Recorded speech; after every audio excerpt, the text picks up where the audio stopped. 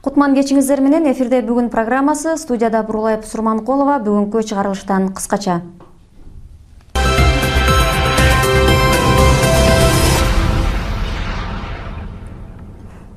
Орусиянын Восточный кениндеги кырсык камалып калгандардын арасында кыргызстандыктар жок. Картошка сатылбай өнүп жатат. Дыйкандар өкмөттөн колдоо күтүшүүдө. Жогорку кеңештеги оппозициялык фракциялар өзүнө берилген мүмкүнчүлүктү аткара албай жатабы? Бүгүнкү чыгарылышта.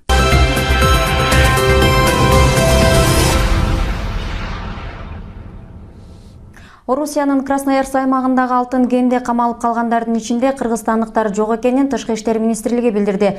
Красноярск аймагынын түндүк Энисай районунда жайгашкан алтын казуучу Восточный кениндеги ачык карьердин бир бөлүгү бүгүн эртең менен кулап кетип, анда иштеген 150 адам камалып калган. Алардын өмүрүнө коркунуч жаралбаганын, жапа чеккендер жана каза тапкандар болбогонун Орусиянын өзгөчө кырдаалдар министрлиги жарыялады. Карьерде адамдар 300дөн 560 метрге чейинки тереңдикте калган. Кырсыкка карьердин дубалын жер алдындагы суу менен жуугандык себеп экени айтылууда. Кенге кеткен жолдун бир бөлүгү да талкаланган. Базар Коргон районунда Борбордук базардан өрт чыкты. Маалыматтарга таянсак, өрт кечки 11 чамасында тутанып, таңкы 3:20 чамасында жергиликтүү өрт өчүрүүчүлөр тарабынан өчүрүлгөн. Тилсиз жоонун кесепетинен болжол менен базардын дээрлик 70%, 2000 чарчы метр металл жабылган кийим сатылуучу контейнерлер күйүп кеткен. Учурда өрт өчүрүүчүлөр өрттүн чыгуу себептерин тактоо жана келтирилген чыгымдын суммасын эсептөө иштерин жүргүзүүдө. Белгилей кетсек, Борбордук базарда 500дөн ашык адам кийим-кечек жана турмуш тиричилик техникаларын сатып эмгектенишет. Өчүрүлгөн жерден 40 сот дегенди биз 40 өчүрүп калдык, калганы азыр базар калды калганы. 7 өрт өтүүчү автоунаа иштеди. 12 саат 12:12ден 3:20га чейин. 3:20да толугу менен өрт өчүрүлүп бүттү. Өрттүн чыгуу себебин азыр такталууда, атайын эксперттер дайындалды. Эксперттердин экспертизанын негизинде жыйынтыгы чыгат. Кечээки катуу жааган жаандан Лейлек районунун Сумбула айылында бир катар жер тилкелери жана ички каттамдар зыян тартканын өзгөчө кырдаалдар министрлигинин маалымат кызматы билдирди. Маалыматта ошондой эле райондун борбору Исфана шаарында Чимген, Самат айылдар аркылуу өткөн Исфана Сай каналдарынан суу ташып 4-5 баш бодо малды агызып, мындан тышкары Исфана шаарына кире берген жердеги көпүрөнүн бир тарабын сел алып кеткендиги айтылат. Учурда сел бузган жерлерди калыбына келтирүү иштери башталды делет маалыматта.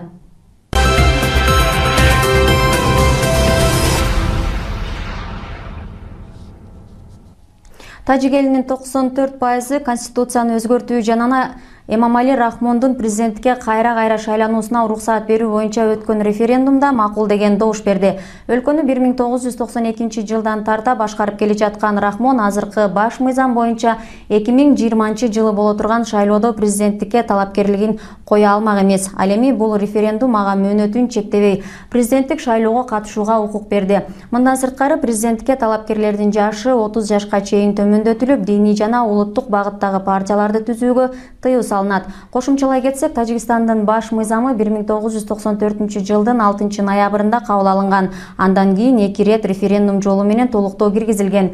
1999 жылы бир палаталуу парламенттин ордуна 2 палаталуусу киргизилген. Ал эми 2003 жылдагы референдум азыркы президент Рахмондун президенттик укугун 5 жылдан 7 жылга чейин көбөйтүп, андан сырткары 2020 жылга чейин эл башкарып турууга укук берген.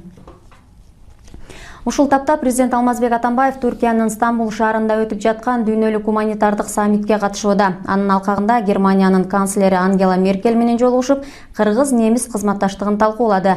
Бул тууралуу президенттин маалымат кызматы кабарлады. Атамбаев Түркияга кечээ күнү барган. Бүгүн ал Бириккен Улуттар уюмунун башкы катчысы Пан Ги Мундун төрагалык алдында өткөн мамлекет башчылардын жана өкмөт башчылардын жабык отурумуна, андан кийин дүйнөлүк гуманитардык саммиттин расмий ачылышына катышты.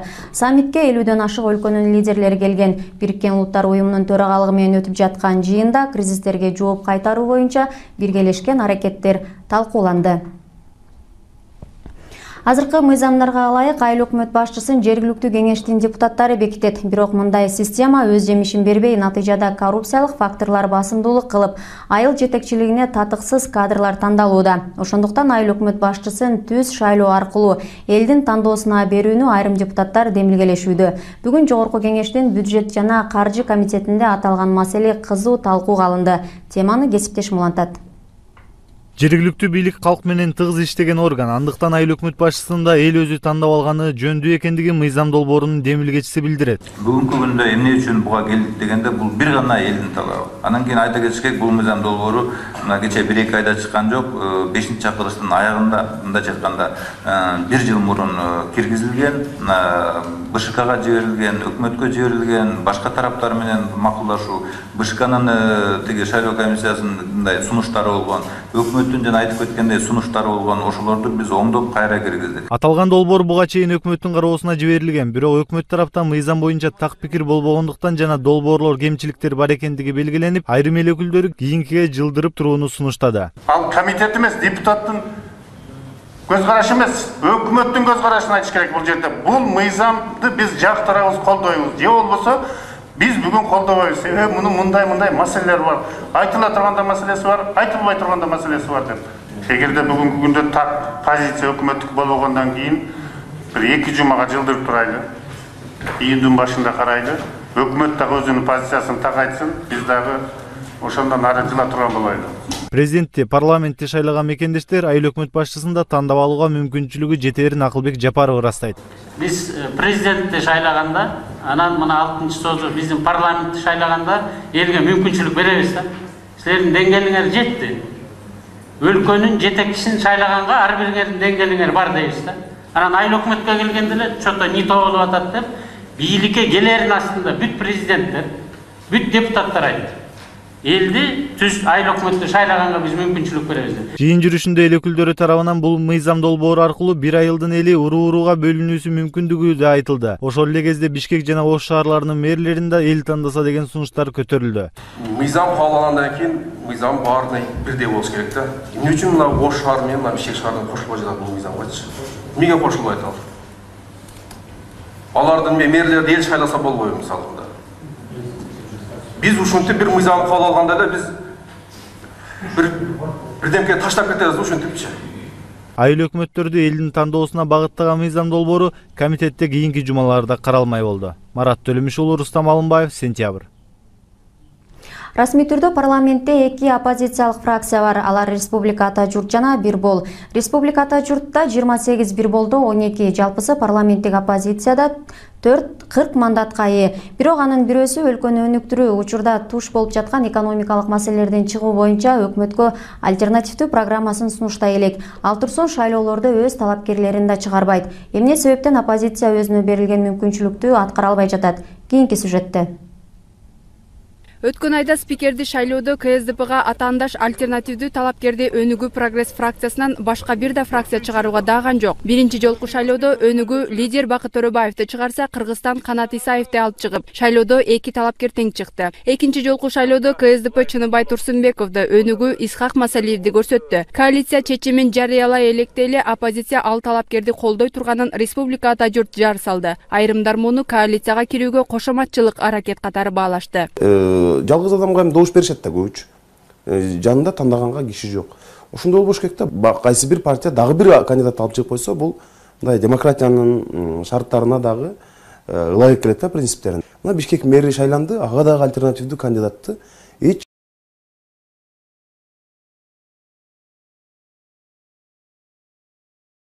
фракциялар жетиштүү мандатка ээ болуп, бирок чечүүчү кызматтарга талапкер чыгарбай, өлкөнү өнүктүрүү боюнча алгылыктуу сунуштарын да бере албай келет. Мисалы үчүн парламентте оппозициялык азчылык бар, ошол өзүнүн оппозициялык милдетин аткара албай жатат депчи. Бул коомчулуктун ой пикирин атасыңар. Мен ошого толук кошулам да, чындыгында булар баягы азыр мына 2 партия оппозицияда жүрөт, бирок алардын баягы үнү да чык.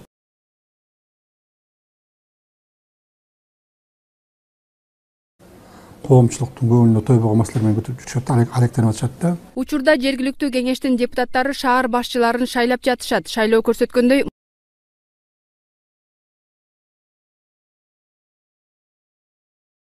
мэрин шайлоодо да Өнүгүү Абдувалиев Кубанычбекти чыгарды. Алдыда Ош шаарынын жетекчисин шайлоо өтөт. Ага КСДП азыркы мэр Айтмамат Кадырбаевди чыгарды. Депутаттары көп, ошол эле Бирбол менен Республика көрсөтө алышкан жок. Шайлоо альтернативдүү негизде өтүшү керек деген Өнүгүү Прогресс Ош мэрлигине Алишер Мойдуновдун талапкерлигин көрсөтүүдө.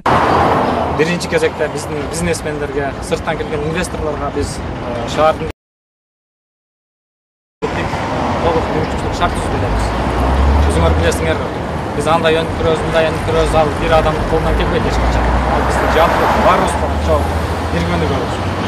Ошол үчүн биздин негизги программа биз элге, биздин ишкерлерге, биздин инвесторлорго биз шарт мүмкүнчүлүктү түзүп беребиз. Ар бир партия бийликке келүүгө аракет кылып шайлоолорго катышат эмеспи? Жогорку жана жергиликтүү кеңештерге шайлоого катышып, бирок жетекчи шайлоого катышпаганын, ал партияларда кадр таңсыктыгы барбы деген булар боло албайт. Анткени боло албаган себеби буларда баягы ошол тиги программасы, күчтүү программасы жок. Жеңишке жете албаганыңды билсең, бийликке бара албаганыңды билсең, анда акча чачып эмне кылабыз дейт да. Мисалы үчүн бизнестеги адамдардын психологиясы ошондой, алар баягы бүт баарын эсептеп чоттоп турат да. Албетте, коалицияга кирүү чоң жоопкерчилик. Оппозиция деген макамды алуу да оңой эмес. Бирок аны иш жүзүндө аткаруу үчүн айта турган ой, көтөрө турган маселеси жана күчтүү программасы болушу керек. Убакыт көрсөткөндөй, программаны да, кадрды да өнүгүүдөн башка партиялар чыгара албай турушат. Мындан улам парламентте системалуу оппозиция жок деп айтууга болот дешет эксперттер.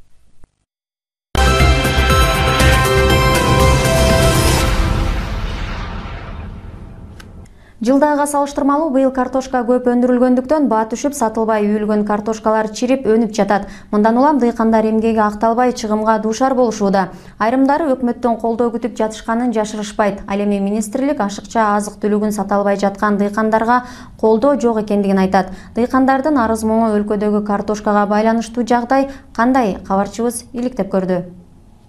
2 аптадан бери базарда картошканын баасы былтыркыдан 2 эсе арзан болуп, дыйкандардын маанайы жок. Көпчүлүгү баа жакшы болот деген ой менен быйыл тонналап айдашкан. Былтыр дыйкандар картошканы дүңүнөн 15 сомдон сатышса, быйыл 8-12 сомдон араң өткөрүп жатышканын айтышат. Дыйкандын эмгеги аягында кичине акталды десем болот, аягында бүтүшүндө былтыркылардыкы. Атак быйылкы кандай болот, Кудай билет.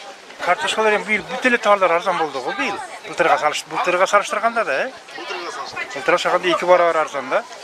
Баалар любой бүт эле нерселер. Картошкалар быйыл 8-12 болот атпайбы? Дыйкандар эмеде, көлдөн келет да. Анан кимиси дыйкан билип болбойсуң да, алар билбейсиңдер. Айрым дыйкандар аз да болсо түшүмдүн баасы жогорулайт деген үмүт менен түшүмүн кармап турат. Мындан улам алардын алды чирип, арты өнүп кетип жатат. Айрыкча картошка көп айдалган Ысык көл, Ош, Жалал Абад облустарынын дыйкандары эмгегибиз талаага кетти деп кабаттар болушууда. Мен 10 жылдан бери картошка айдап, аны базарга алып чыгып сатып тиричилик кылып келем. Быйыл базарда бардык жашылча жемиштер, азык-түлүктөр былтыркыга салыштырмалуу кыйла арзан. Бир аз баа көтөрүлөр деп кармап отурганыбыз менен чирип өнүп жатат. Кызылдай эмгек талаага кетмей болду. Күзүндө үрөндү 15-17 сомдон сатып алып тиккенбиз. Жок дегенде өз баасы да чыкпай калды. Дыйкандар көп чыгым тартып жатабыз. Өкмөт жардам кылар бекен билбейбиз. Ал эми айыл чарба жана мелиорация министрлиги жыл сайын кандай айыл чарба азыктары өндүрүлүшү керектиги боюнча структура бекитилерин, быйылкы жылы картошка көп болору алдын ала айтылып, андан улам дыйкандарга азыраак айдоо керектиги эскертилгендигин белгилейт. Айтымында Кыргызстанга 800 000 тонна картошка керектелсе, быйыл 1 400 000 тоннага ашык өндүрүлгөн. Ашыкча өндүрүлгөн азык-түлүктөрдү сатылбай калышы дыйкандардын өздөрүнүн мойнунда. Демек быйылкы картошкадан чыгым тарткан дыйкандарга мамлекет тараптан эч кандай колдоо болбойт. Бир эле картошкадан эмес, былтыркы жылы өзүңүздөр жакшы билесиздер, жашылча жемиштер да ошондой баада болуп, көпчүлүгү жакшы баада сата албай калышты. Андан тышкары төө бурчак дагы ошондой баада болуп калган. Биз аларга өкмөт тарабынан чирип кеткен же сата албай калган калдыктарына ага биз жооп бере албайбыз. Аны дыйкандар өзү сатып анан аракет жасаш керек. Кыргызстанда өндүрүлгөн картошканын дээрлик 80% Россия менен Казакстанга экспорттолот. Быйыл ал жактарда картошка көп болгондугу биздеги баанын төмөндөшүнө себеп болду дешет адистер. Ага кошумча майдын башында кыргыз картошкаларынын илдет табылып, убактылуу Казакстанга киргизилүүгө тыюу салынгандыгы да баанын төмөндөшүнө алып келди. Жоктон көрө жогору деп учурда дыйкандар картошкаларын казакстандык ишкерлерге алар сунуштаган 4 сомдон гана сатууга аргасыз болушууда. 25 май күнү Бишкекте 4-ирет эл аралык айыл агро 2016 көргөзмөсү стартталат. Бул тууралуу айыл чарба министри Турдуназир Бекбоев билдирди. Анын айтуусунда көргөзмөгө айыл чарба техникаларынын бардык түрлөрү, анын ичинде дүйнөнүн 20 өлкөсүнөн алынып келинген 30дан ашуун техникалар коюлат. Мындан сырткары биотехнология өсүмдүктөрдү химиялык жана биологиялык жактан коргоочу каражаттар, ветеринардык дарылар жана мал чарбасына керектүү каражаттар, ошондой эле айыл чарбасындагы жаңы технологиялардын үлгүлөрү көрсөтүлөт. Мындан сырткары 3 күнгө созулган көргөзмөнүн жүрүшүндө Кыргызстандын агрардык тармагынын экспорттук потенциалы жана инвестиция тартуу темасында 4-үнчү улуттук айыл чарба форум өткөрүлөт. 7 областтан атайын ошо боз үйлөрдүн шаарчасы болот. Ал жерге 7 областтан өндүрүлгөн айыл чарба продукциялары, айыл чарба продукцияларын кайра иштетилген ушул продукциялар, андан тышкары ал жака улуттук буюмдар, белектер жана башкалар дагы көргөзүлөт. Акыркы коңгуроого байланышкан салтанаттар учурунда жалпы билим берүү мекемелериндеги коомдук тартипти көзөмөлдөгө 3,5 миңден ашуун милиция кызматкери тартылат. Бул тууралуу Ички иштер министрлигинин маалымат кызматы билдирди. Маалыматта ошондой эле атайын даярдалган кызматкерлердин мобилдик топ да түзүлгөндүгү айтылат. Мындан сырткары өспүрүмдөргө жай мезгилинде саат кечки 11ден таңкы 6га чейин ата-энелердин коштоосу жок жүрүшүнө тыюу салынат. Белгилей кетсек, республиканын орто мектептеринде акыркы коңгуроо кечелери 26-27 май күндөрү өтөт. Ал эми бүтүрүү балын өткөрүүгө министрлик тарабынан тыюу салынат. Эмдиги жылдан тарта Бишкекте ысык суу июль айынын орто ченинен тарта өчүрүлөт. Бул тууралуу Бишкек мэриясы чечим кабыл алды. Буга чейин жылуулук тармагын ремонттоо иштерине байланыштуу ысык суу 10 майдан 10 июнга чейин өчүрүлүп келген болсо, мындан ары 2 айга кечирээк өчүрүлөт. Кала мэри Албек Ибраимовдун ырасташынча, мындай өзгөрүү шаар тургундарына ыңгайлуу шарт түзүү максатында ишке ашырылууда. Жарандар бул маалда ысык сууга караганда муздак сууну көп керектешет. Мындан тышкары жай мезгилинде көпчүлүк ысык көлгө эс алганы кетип калышат. Ал эми май айында бардык мектептер менен бала бакчалар иштеп, ысык сууга муктаждык көп болот деп белгилейт Албек Ибраимов. Өзгөчө Кырдаалдар министрлиги шашылыш билдирүү таратты. Маалыматка ылайык 23 майдан 27 майга чейин күтүлүп жаткан нөшөрлүү жаан-чачынга байланыштуу республиканын тоолуу жана тоо этектериндеги райондорунда сел жүрүшү мүмкүн. Бийик тоолуу райондордо кар жаашы күтүлөт. Жолдор тоңголок, тайгак болот. Сентябрь телеканалынын кызматкерлери даярдаган бүгүнкү жаңылыктар мына ушулар болду. Мен сиздер менен коштошом. Эфир аркылуу кайрадан амандашканча саламатта туруңуздар. Алдыда сиздерди аба ырайы тууралуу маалымат күтөт деп көрдү.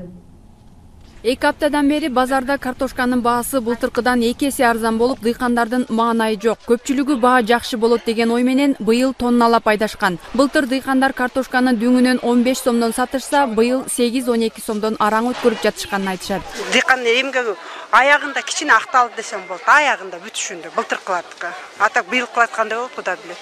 Картошкалар эми быйыл бүт эле товарлар арзан болду го быйыл. Былтырга салыштырганда да, былтырга салганда 2 барабар арзан да. Баалар любой бүт эле нерселер.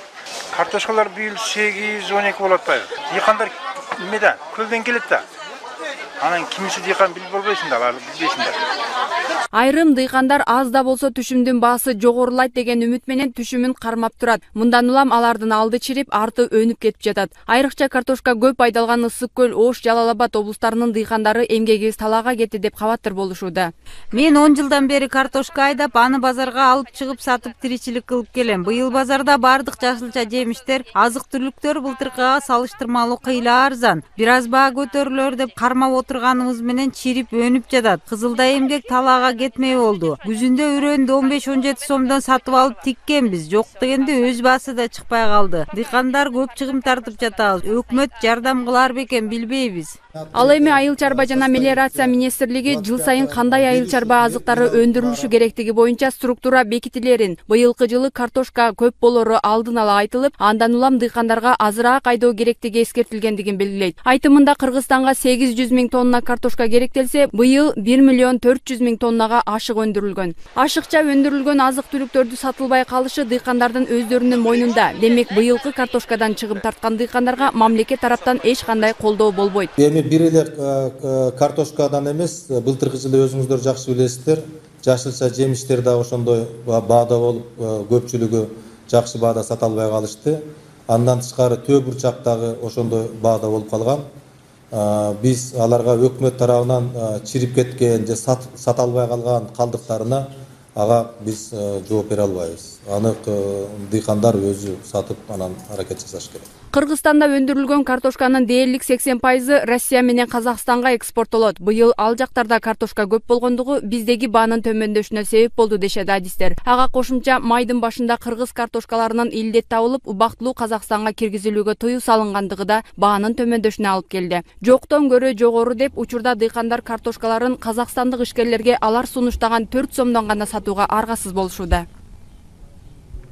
25 май күнү Бишкекте 4-ири эл аралык Айыл Агро 2016 көргөзмөсү старт алат. Бул тууралуу Айыл чарба министри Турдуназир Бекбоев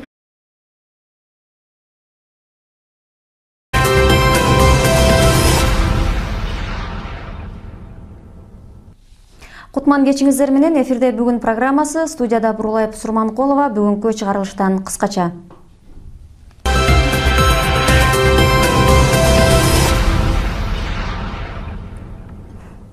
Орусиянын Восточный кениндеги кырсык камалып калгандардын арасында кыргызстандыктар жок. Картошка сатылбай өнүп жатат. Дыйкандар өкмөттөн колдоо күтүшүүдө. Жогорку кеңештеги оппозициялык фракциялар өзүнө берилген мүмкүнчүлүктү аткара албай жатабы? Бүгүнкү чыгарылышта.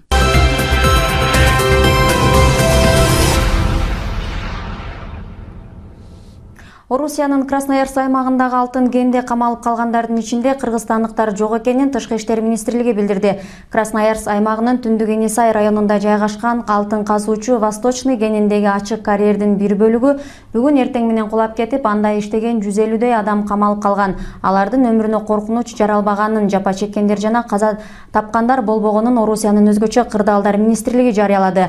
Карьерде адамдар 300дөн 560 метрге чейинки тереңдикте калган. Кырсыкка карьердин дубалын жер алдындагы суу менен жуугандык себеп экени айтылууда. Кенге кеткен жолдун бир бөлүгү да талкаланган. Базар Коргон районунда Борбордук базардан өрт чыкты. Маалыматтарга таянсак, өрт кечки 11 чамасында тутанып, таңкы 3:20 чамасында жергиликтүү өрт өчүрүүчүлөр тарабынан өчүрүлгөн. Тилсиз жоонун кесепетинен болжол менен базардын дээрлик 70% 2000 чарчы метр металл жабылган кийим сатылуучу контейнерлер күйүп кеткен. Учурда өрт өчүрүүчүлөр өрттүн чыгуу себептерин тактоо жана келтирилген чыгымдын суммасын эсептөө иштерин жүргүзүүдө. Белгилей кетсек, Борбордук базарда 500дөн ашык адам кийим-кечек жана турмуш тиричилик техникаларын сатып эмгектенишет. Өчүрүлгөн жерден 40 сотигин биз 40 өчүрүп калдык, калганы азыр базар калды калганы. 7 өрт автоунаа иштеди, 12 саат 12:12ден 3:20га чейин. 3:20да толугу менен өрт өчүрүлүп бүттү. Өрттүн чыгуу себебин азыр такталууда, атайын эксперттер дайындалды, эксперттердин экспертизанын негизинде жыйынтыгы чыгат.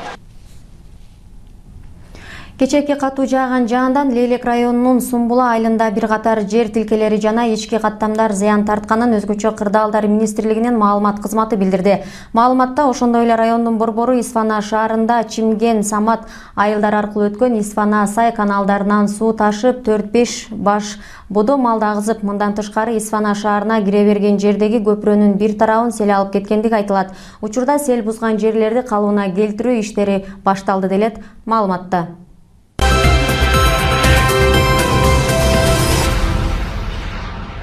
Альтернативдүү кандидатты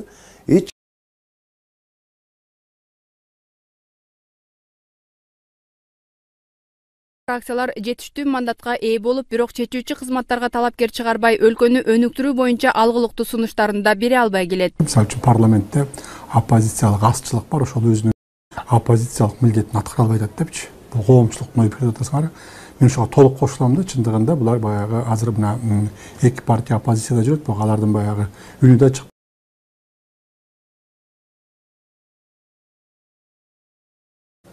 Коомчулуктун көңүлүнө тойбогон маселелер менен көтөрүп жүрүшөт, алектенип атышат да. Учурда жергиликтүү кеңештин депутаттары шаар башчыларын шайлап жатышат. Шайлоо көрсөткөндөй,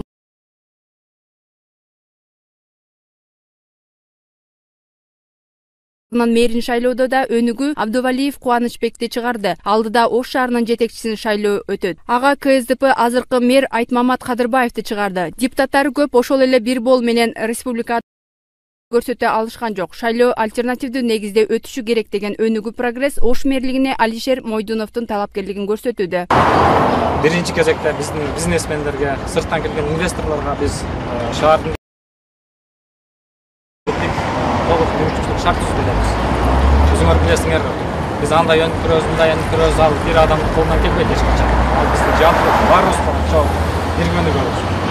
Ошон үчүн биздин негизги программа биз элге, биздин ишкерлерге, биздин инвесторлорго биз шарт мүмкүнчүлүк түзүп беребиз. Ар бир партия бийликке келүүгө аракет кылып шайлоолорго катышат эмеспи? Жогорку жана жергиликтүү кеңештерге шайлоого катышып, бирок жетекчи шайлоого катышпаганын, ал партияларда кадр таңсыктыгы барбы деген булар боло албайт, анткени боло албаган себеби буларда баягы ошол тиги программасы, күчтүү программасы жок. Жеңишке жете албаганыңды билсең, бийликке бара албаганыңды билсең, анда акча чачып эмне кылабыз дейт да. Мисалы үчүн бизнестеги адамдардын психологиясы ошондой, алар баягы бүт баарын эсептеп чоттоп турат да. Албетте, коалицияга кирүү чоң жоопкерчилик. Оппозиция деген макамды алуу да оңой эмес. Бирок аны иш жүзүндө аткаруу үчүн айта турган ой, көтөрө турган маселеси жана күчтүү программасы болушу керек. Убакыт көрсөткөндөй программаны да, кадрды да өнүгүүдөн башка партиялар чыгара албай турушат. Мындан улам парламентте системалуу оппозиция жок деп айтууга болот дешет эксперттер.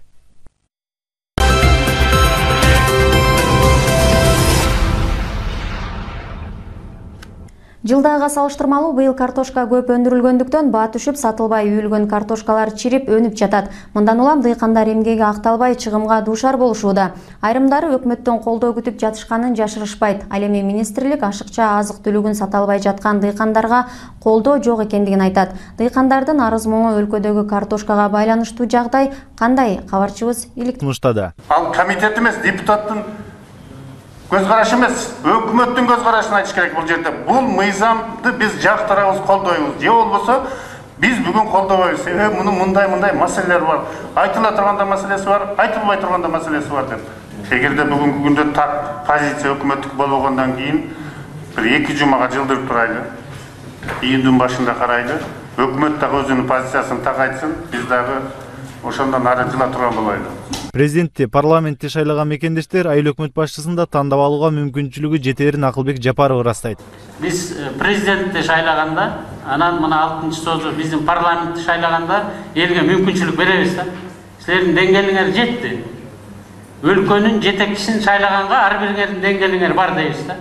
Анан айыл өкмөткө келгенде эле чото нито болуп атат деп, бийликке келерин астында бүт президенттер, бүт депутаттар айтты. Элди түз айыл өкмөттү шайлаганга биз мүмкүнчүлүк беребиз деп. Жыйын жүрүшүндө эл өкүлдөрү тарабынан бул мыйзам долбоору аркылуу бир айылдын эли уруу-урууга бөлүнүүсү мүмкүндүгү да айтылды. Ошол эле кезде Бишкек жана Ош шаарларынын мэрлерин да эл тандаса деген сунуштар көтөрүлдү. Мыйзам кабылгандан кийин мыйзам баарына бирдей болуш керек да. Эмне үчүн мына Ош шаары менен мына Бишкек шаарына кошулбай жатат бул мыйзамгачы? Эмнеге кошулбайт ал? Алардын мэрлери эл шайласа болбойбу мисалы? Biz ушинтип бир мыйзам кабыл алганда эле биз бирдемке таштап кетебиз да ушинтипчи.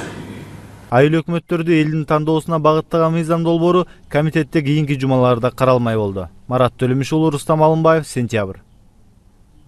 Расмий түрдө парламентте 2 оппозициялык фракция бар. Алар Республика Ата журт жана Бир бол. Республика Ата журтта 28 бир болду, 12 жалпысы парламенттик оппозицияда 40 мандатка ээ. Бирок анын бирөөсү өлкөнү өнүктүрүү, учурда туш болуп жаткан экономикалык маселелерден чыгуу боюнча өкмөткө альтернативдүү программасын сунуштай элек. Ал турсун шайлоолордо өз талапкерлерин да чыгарбайт. Эмне себептен оппозиция өзүнө берилген мүмкүнчүлүктү аткара албай жатат? Кийинки сюжетте. Өткөн айда спикерди шайлоодо КСДПга атаандаш альтернативдүү талапкерди Өнүгүү прогресс фракциясынан башка бир да фракция чыгарууга даган жок. Биринчи жолку шайлоодо Өнүгүү лидер Бакыт Төрөбаевди чыгарса, Кыргызстан Канат Исаевди алып чыгып, шайлоодо 2 талапкер тең чыкты. Экинчи жолку шайлоодо КСДП Чыныбай Турсунбековду, Өнүгүү Исхак Масалиевди көрсөттү. Коалиция чечимин жарыялай электе эле оппозиция ал талапкерди колдой турганын Республика Ата журт жар салды. Айрымдар муну коалицияга кирүүгө кошоматчылык аракет катары баалашты. Жалгыз адамга эми добуш беришет да көбүчө. Жанында тандаганга киши жок. Ошондой болбош керек да. Кайсы бир партия дагы бир кандидат алып чыгып койсо, бул мындай демократиянын шарттарына дагы ылайык келет да, принциптерине. Мына Бишкек мэри шайланды, ага дагы Тажик элинин 94% конституцияны өзгөртүү Эмомали Рахмондун президенттикке кайра шайлануусуна уруксаат берүү боюнча өткөн референдумда макул деген добуш берди. Өлкөнү 1992 жылдан тарта башкарып келе жаткан Рахмон азыркы баш мыйзам боюнча 2020 жылы боло турган шайлоодо президенттикке талапкерлигин кое алмак эмес. Ал эми бул референдум ага мөөнөтүн чектебей президенттик шайлоого катышууга укук берди. Мындан сырткары президенттикке талапкерлердин жашы 30 жашка чейин төмөндөтүлүп, диний жана улуттук багыттагы партияларды түзүүгө тыюу салынат. Кошумчалай кетсек, Тажикстандын баш мыйзамы 1994 жылдын 6 ноябрында кабыл алынган. Андан кийин 2 рет референдум жолу менен толуктоо киргизилген. 1999 жылы бир палаталуу парламенттин ордуна 2 палаталуусу киргизилген. Ал эми 2003 жылдагы референдум азыркы президент Рахмондун президенттик укугун 5 жылдан 7 жылга чейин көбөйтүп, андан сырткары 2020 жылга чейин эл башкарып турууга укук берген. Ушул тапта президент Алмазбек Атамбаев Түркиянын Стамбул шаарында өтүп жаткан дүйнөлүк гуманитардык саммитке катышууда. Анын алкагында Германиянын канцлери Ангела Меркель менен жолугушуп, кыргыз-немис кызматташтыгын талкуулады. Бул тууралуу президенттин маалымат кызматы кабарлады. Атамбаев Түркияга кечээ күнү барган. Бүгүн ал Бириккен Улуттар уюмунун башкы катчысы Пан Ги Мундун төрагалык алдында өткөн мамлекет башчылардын жана өкмөт башчылардын жабык отурумуна, андан кийин дүйнөлүк гуманитардык саммиттин расмий ачылышына катышты. Саммитке 50дөн ашык өлкөнүн лидерлери келген. Бириккен Улуттар уюмунун төрагалыгы менен өтүп жаткан жыйында кризистерге жооп кайтаруу боюнча биргелешкен аракеттер талкууланды. Азыркы мыйзамдарга ылайык айыл өкмөт башчысын жергиликтүү кеңештин депутаттары бекитет. Бирок мындай система өз жемишин бербей, натыйжада коррупциялык факторлор басымдуулук кылып, айыл жетекчилигине татыксыз кадрлар тандалууда. Ошондуктан айыл өкмөт башчысын түз шайлоо аркылуу элдин тандоосуна берүүнү айрым депутаттар демилгелешүүдө. Бүгүн жогорку кеңештин бюджет жана каржы комитетинде аталган маселе кызуу талкууга алынды. Теманы кесиптешим улантат. Жергиликтүү бийлик калк менен тыгыз иштеген орган, андыктан айыл өкмөт башчысын да эл өзү тандап алганы жөндүү экендигин мыйзам долбоорунун демилгечиси билдирет. Бүгүнкү күндө эмне үчүн буга келдик дегенде, бул бир гана элдин талабы. Анан кийин айта кетиш керек, бул мыйзам долбоору мына кече 1-2 айда чыккан жок, 5-чакырыштын аягында, мындайча айтканда 1 жыл мурун киргизилген, БШКга жиберилген, өкмөткө жиберилген, башка тараптар менен макулдашуу, БШКнын тиги шайлоо комиссиясындай сунуштары болгон, өкмөттүн жана айтып кеткендей сунуштары болгон, ошолорду биз оңдоп кайра киргиздик. Аталган долбоор буга чейин өкмөттүн кароосуна жиберилген, бирок өкмөт тараптан мыйзам боюнча так пикир болбогондуктан жана долбоорлор кемчиликтер бар экендиги белгиленип, айрым эл өкүлдөрү кийинкиге жылдырып турууну